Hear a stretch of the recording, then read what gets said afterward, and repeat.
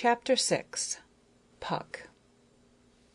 Maya, drowsy with the noonday heat, flew leisurely past the glare on the bushes in the garden, into the cool, broad-leaved shelter of a great chestnut tree.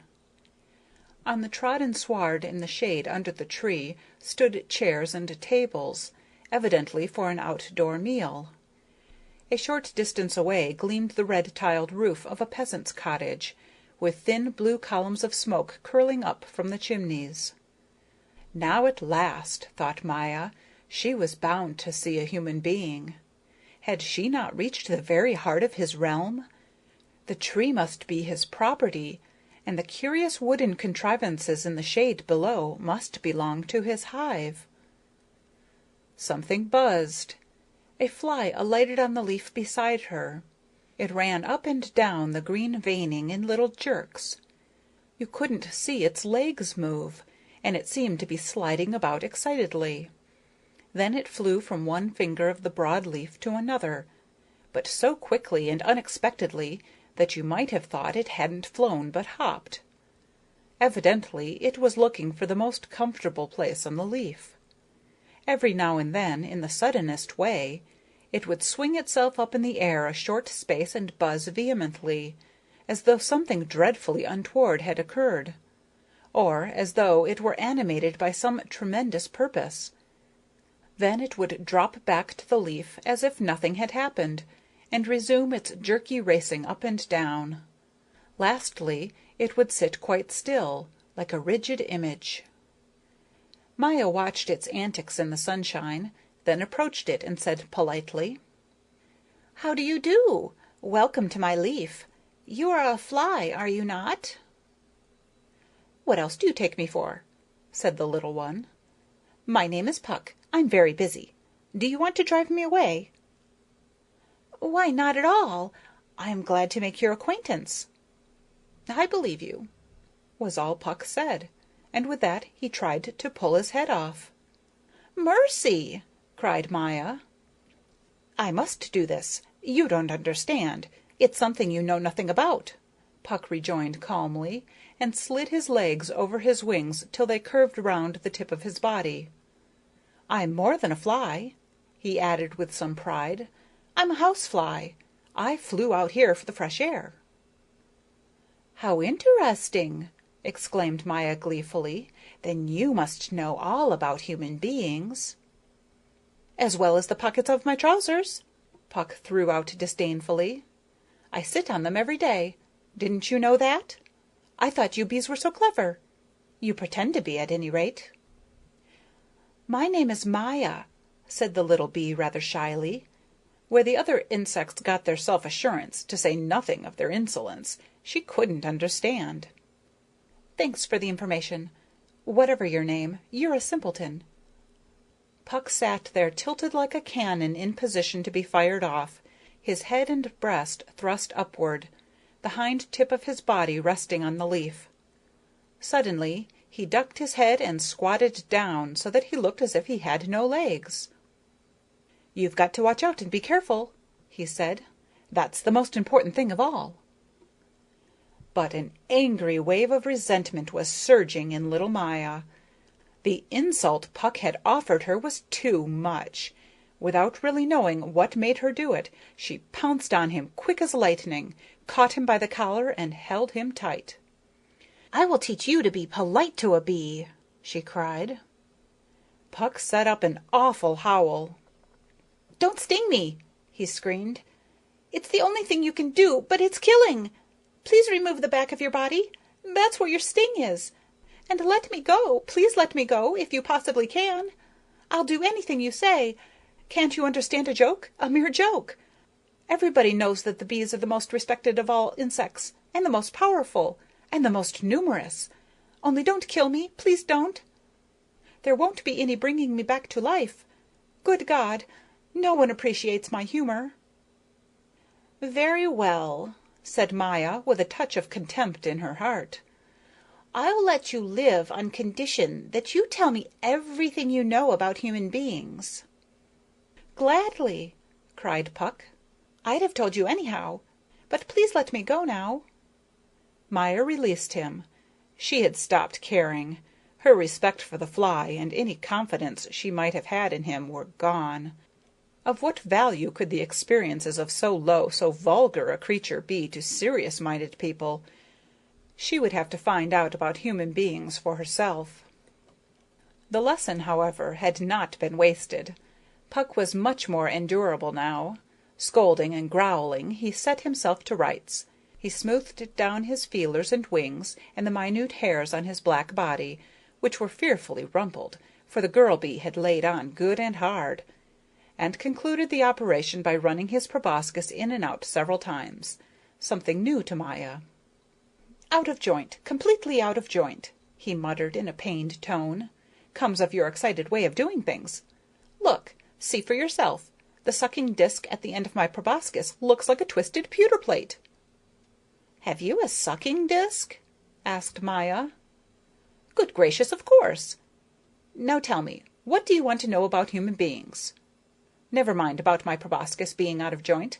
It'll be all right. I think I had best tell you a few things from my own life. You see, I grew up among human beings, so you'll hear just what you want to know." "You grew up among human beings?" "Of course. It was in the corner of their room that my mother laid the egg from which I came. I made my first attempts to walk on their window shades, and I tested the strength of my wings by flying from Schuyler to Gotha." "What are Schuyler and Gotha?" "Statues," explained Puck, very superior. "Statues of two men who seem to have distinguished themselves. They stand under the mirror, one on the right hand and one on the left hand, and nobody pays any attention to them." "What's a mirror? And why do the statues stand under the mirror?" "A mirror is good for seeing your belly when you crawl on it. It's very amusing. When human beings go up to a mirror, they either put their hands up to their hair or pull at their beards. When they are alone, they smile into the mirror, but if somebody else is in the room, they look very serious. What the purpose of it is, I could never make out. Seems to be some useless game of theirs. I myself, when I was still a child, suffered a good deal from the mirror. I'd fly into it and, of course, be thrown back violently." Maya plied Puck with more questions about the mirror, which he found very difficult to answer. "Here," he said at last, "you've certainly flown over the smooth surface of water, haven't you?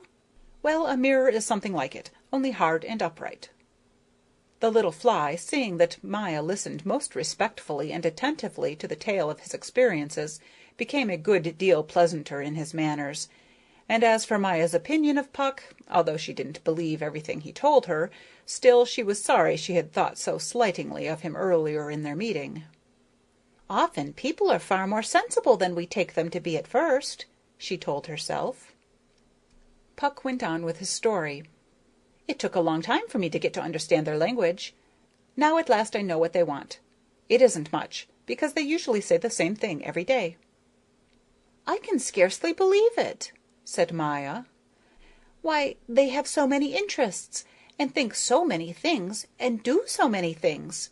Cassandra told me that they build cities so big that you can't fly round them in one day, towers as high as the nuptial flight of our queen, houses that float on the water, and houses that glide across the country on two narrow silver paths and go faster than birds."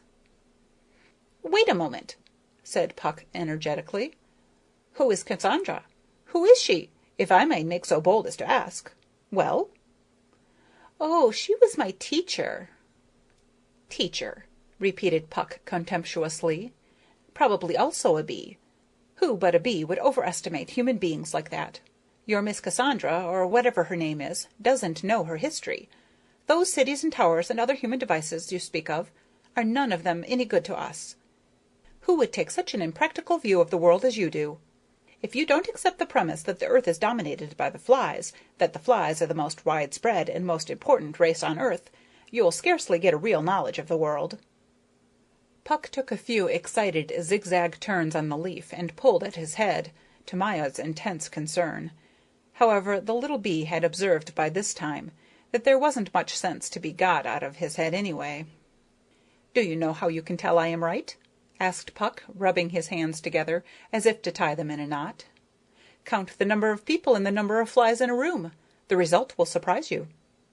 "You may be right, but that's not the point." "Do you think I was born this year?" Puck demanded all of a sudden. "I don't know." "I passed through a winter," Puck announced, all pride. "My experiences date back to the Ice Age. In a sense, they take me through the Ice Age. That's why I'm here. I'm here to recuperate." "Whatever else you may be, you certainly are spunky," remarked Maya. "I should say so!"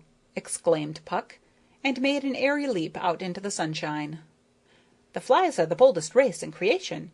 We never run away unless it is better to run away, and then we always come back. Have you ever sat on a human being?" "No," said Maya, looking at the fly distrustfully out of the corner of her eye. She still didn't know quite what to make of him. "No, I'm not interested in sitting on human beings." "Ah, dear child, that's because you don't know what it is. If ever you had seen the fun I have with the man at home, you'd turn green with envy, I'll tell you. In my room there lives an elderly man who cherishes the color of his nose by means of a peculiar drink, which he keeps hidden in the corner cupboard. It has a sweet, intoxicating smell. When he goes to get it, he smiles, and his eyes grow small. He takes a little glass, and he looks up to the ceiling while he drinks, to see if I am there. I nod down to him, and he passes his hand over his forehead, nose, and mouth, to show me where I am to sit later. Then he blinks, and opens his mouth as wide as he can, and pulls down the shade to keep the afternoon sun from bothering us. Finally, he lays himself down on something called a sofa, and in a short while begins to make dull snuffling sounds. I suppose he thinks the sounds are beautiful. We'll talk about them some other time. They are man's slumber song. For me, they are the sign that I am to come down. The first thing I do is to take my portion from the glass, which he left for me. There's something tremendously stimulating about a drop like that. I understand human beings. Then I fly over and take my place on the forehead of the sleeping man. The forehead lies between the nose and the hair and serves for thinking. You can tell it does from the long furrows that go from right to left. They must move whenever a man thinks if something worthwhile is to result from his thinking. The forehead also shows if human beings are annoyed. But then the folds run up and down, and a round cavity forms over the nose. As soon as I settle on his forehead and begin to run to and fro in the furrows, the man makes a snatch at the air with his hands. He thinks I'm somewhere in the air. That's because I'm sitting on his think furrows, and he can't work out so quickly where I really am. At last he does. He mutters and jabs at me. Now then, Miss Maya, or whatever your name is. Now then, you've got to have your wits about you. I see the hand coming, and I wait until the last moment. Then I fly nimbly to one side, sit down, and watch him feel to see if I am still there. We kept the game up often for a full half-hour. You have no idea what a lot of endurance the man has. Finally he jumps up and pours out a string of words which show how ungrateful he is. Well, what of it? A noble soul seeks no reward. I'm already up on the ceiling listening to his ungrateful outburst. "I can't say I particularly like it," observed Maya. "Isn't it rather useless?" "Do you expect me to erect a honeycomb on his nose?" exclaimed Puck. "You have no sense of humor, dear girl. What do you do that's useful?" Little Maya went red all over, but quickly collected herself to hide her embarrassment from Puck. "The time is coming," she flashed, "when I shall do something big and splendid and good and useful, too. But first I want to see what is going on in the world. Deep down in my heart I feel that the time is coming." As Maya spoke, she felt a hot tide of hope and enthusiasm flood her being. Puck seemed not to realize how serious she was and how deeply stirred. He zigzagged about in his flurried way for a while, then asked, "You don't happen to have any honey with you, do you, my dear?" "I'm so sorry," replied Maya. "I'd gladly let you have some, especially after you've entertained me so pleasantly, but I really haven't got any with me." "May I ask you one more question?" "Shoot," said Puck. "I'll answer. I'll always answer." "I'd like to know how I could get into the human being's house." "Fly in," said Puck sagaciously. "But how, without running into danger?" Wait until a window is opened, but be sure to find the way out again. Once you're inside, if you can't find the window, the best thing to do is to fly toward the light. You'll always find plenty of windows in every house. You need only notice where the sun shines through. Are you going already?" "Yes," replied Maya, holding out her hand. "I have some things to attend to. Good-by. I hope you quite recover from the effects of the ice age." And with her fine, confident buzz that yet sounded slightly anxious, little Maya raised her gleaming wings and flew out into the sunshine across the flowery meadows to call a little nourishment. Puck looked after her and carefully meditated what might still be said. Then he observed thoughtfully, "Well now, well, why not?" End of chapter 6.